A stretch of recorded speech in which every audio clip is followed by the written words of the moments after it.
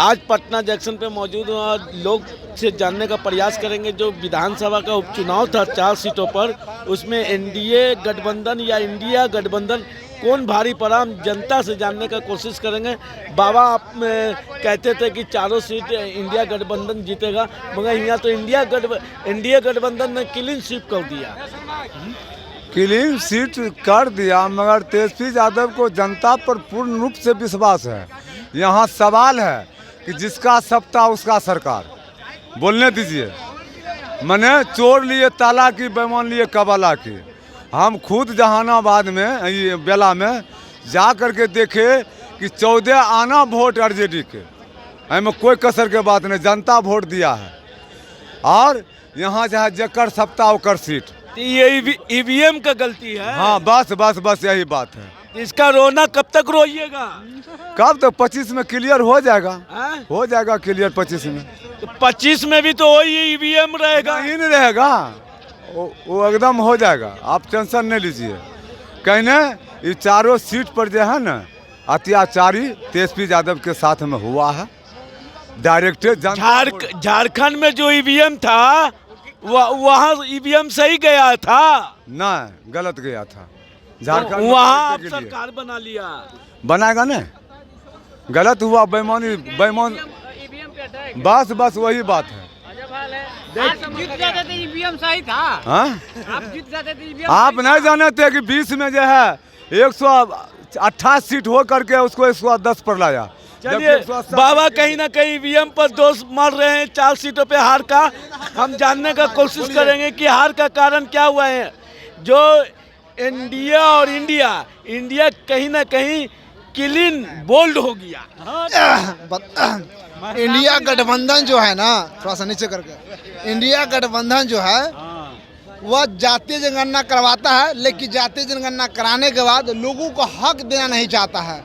अगर जातीय जनगणना करा के आज साबित यह करना चाहते हैं कि जितनी जिसकी हिस्सेदारी है उतनी उसको हक मिलना चाहिए, तो आप क्यों नहीं देते? अगर मुसलमान 18% है तो उसको 18% से हिसाब से जितना उसका सीट होता है उतना सीट क्यों नहीं देते? अगर दलित उतना हिसाब से उसका सीट होता है तो दलित का सीट क्यों नहीं देते हैं? आप हिस्सेदारी की बात करते हैं, आप जातीय जनगणना की बात करते हैं, आप हिस्सेदारी दीजिए तभी होगा। आप इससे बेहतर थे लालू प्रसाद यादव, जो बैकवर्ड की बात करते थे, जो बहुजन की बात करते थे। आप A to Z की बात करके क्या करें कि 4 सीट पे चुनाव होता है, एक भी सीट नहीं जीत पाते हैं। 4 सीट पे चुनाव होता है, एक भी सीट जीत नहीं पाते हैं। आप A to Z की बात करते हैं। इससे तो बेटर लालू प्रसाद यादव थे, जो बैकवर्ड की बात करते थे, बहुजन की बात करते थे। मेरा सवाल है कि उपचुनाव में जनता क्लीन बोल्ड कैसे कर दिया इंडिया गठबंधन को? इसीलिए कर दिया कि A to Z की बात करते हैं ना, A to Z की बात करने के बाद भी हमें हिस्सेदारी नहीं मिलती है। इसलिए जनता ने कहा कि आप हमें तो बात करते हैं लेकिन अधिकार नहीं देते हैं, इसलिए मैं आपको वोट नहीं दूंगा। हम भाजपा समर्थन के, JDU समर्थन के, हम किस पार्टी के समर्थन के वोट देंगे, क्योंकि हिस्सेदारी नहीं देते इसीलिए। चलिए मैं जानने का कोशिश करूंगा, जो इंडिया गठबंधन क्लीन बोल्ड हो गया और तेजस्वी प्रसाद यादव बिहार में नहीं है। इंडिया गठबंधन बदनाम मत कीजिए, बोलिए आरजेडी। ना किसको? आरजेडी बोल्ड हो गया, आरजेडी क्लीन बोल्ड हो गया। इंडिया गठबंधन समझ छोड़िए। इंडिया गठबंधन तेजस्वी के नेतृत्व में लड़ रहा था। गठबंधन झारखंड में जो रोल लेके आया है उसको तुलना मत कीजिए आप आरजेडी से। ये हार का कारण तेजस्वी यादव है। कैसे?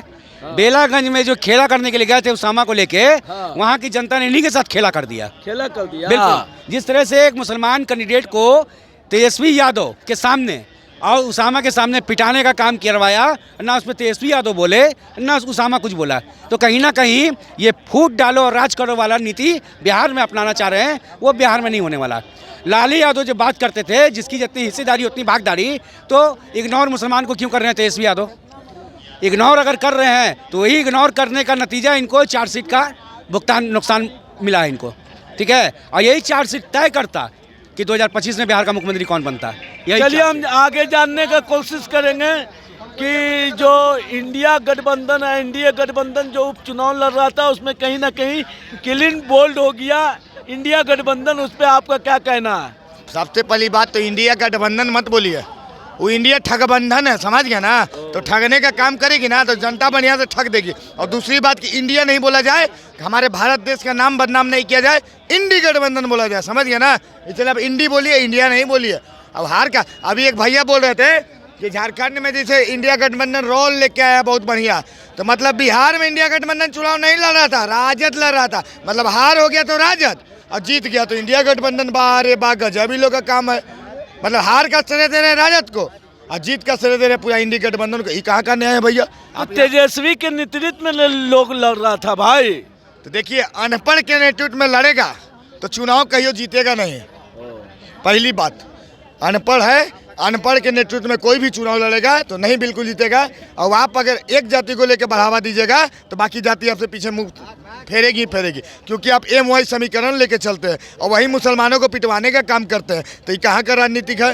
और यही यादव को लेके चलते हैं तो हरियाणा से बैठा देते हैं यादव को बिहार में। बिहार का यादव पढ़ा लिखा नहीं था, तेजस्वी यादव से बहुत पढ़ा लिखा व्यक्ति है बिहार में यादव, समझ गए ना। तो लालू प्रसाद यादव बना दीजिए आप, तेजस्वी यादव के अलावा दूसरे यादव को बना दीजिए मुख्यमंत्री। तो अपने परिवार को बढ़ावा दे रहे हैं, ना कि देश बिहार को बढ़ावा दे रहे हैं, समझ गए ना। एक बात आप पूछना है कि जिस तरह से महाराष्ट्र में एनडीए गठबंधन को जो बहुमत दिया है, वहाँ की जनता, उस पर क्या कहना आपको? देखिए, महाराष्ट्र की जनता जो है ना अब जागरूक हो चुकी है। वो पैसा के लालच में वोट देने वाला नहीं है, विकास पे वोट देने वाला काम किया है। और महाराष्ट्र की जनता ने इस बार ठान ली थी कि अब जो विकास किया है उसी को वोट देंगे, ठगने वाला काम पार्टी वाला को वोट नहीं देंगे, चीज जान लीजिए। चलिए, एक चीज आप पूछना चाहते हैं कि इतना निराश आप क्यों हैं? निराश कहाँ है? कौन कह रहा है कि निराश है? आप बहुत निराश है, डिप्रेशन में है।